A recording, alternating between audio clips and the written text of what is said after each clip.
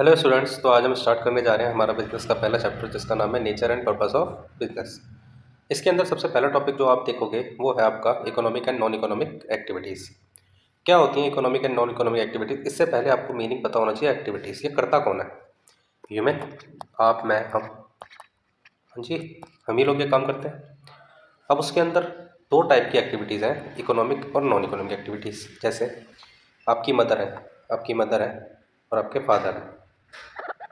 Let suppose कि जो आपकी मॉम है वो बाहर जाके वर्क कर रही हैं, ठीक है, जॉब करती हैं, और आपके फादर घर में काम करते हैं, ठीक।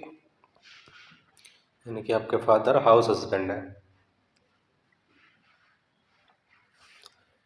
अब आपकी मदर जो बाहर काम कर रही हैं उसके बदले उन्हें कुछ पैसा मिलता होगा, मनी मिलती होगी, ठीक है, काम के बदले। लेकिन जो आपके फादर आपके घर में काम कर रहे हैं, ठीक है, आपका खाना बना रहे हैं, बच्चों की देखभाल कर रहे हैं, क्या उन्हें कुछ मिल रहा है?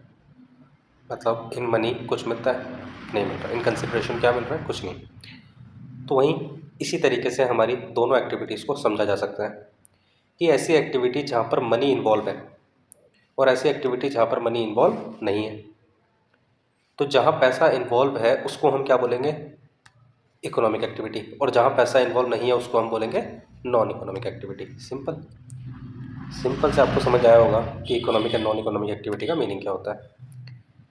So all human beings have different types of needs. सभी को अपनी अपनी चीज़ों की ज़रूरत होती है, जैसे ऐसे लोग वैसे वैसी उनकी ज़रूरत है, और उन चीज़ों को फुलफ़िल करने के लिए वो डेली बेसिस पे कुछ ना कुछ काम करते हैं।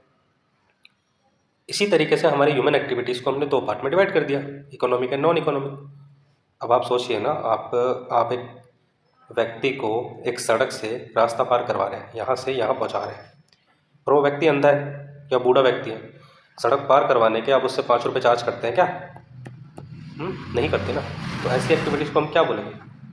ये नॉन इकोनॉमिक एक्टिविटी है, जहाँ पर पैसा इन्वॉल्व नहीं हो रहा। काम तो हो रहा है लेकिन पैसा इन्वॉल्व नहीं हो रहा उस काम के बदले। तो इन एक्टिविटीज़ को हम क्या बोलते हैं? Non economic. जहाँ पर पैसा इन्वॉल्व हो रहा है यानी मनी इन्वॉल्व हो रही है उसको हम बोलेंगे इकोनॉमिक एक्टिविटीज़। पढ़ते हैं जरा पर्पस क्या होता है। Those activities whose objective is to earn money. Simple भाषा में दिखाया देखो, टू क्रिएट वेल्थ। अपनी वेल्थ को क्रिएट करने के लिए जो पैसा अर्न करते हैं, ठीक है, उसी को हम क्या बोलते हैं? Economic activity. उसके बाद नॉन इकोनॉमिक एक्टिविटी क्या है? Those activities whose aim is not to earn money but to satisfy social, psychological and emotional needs।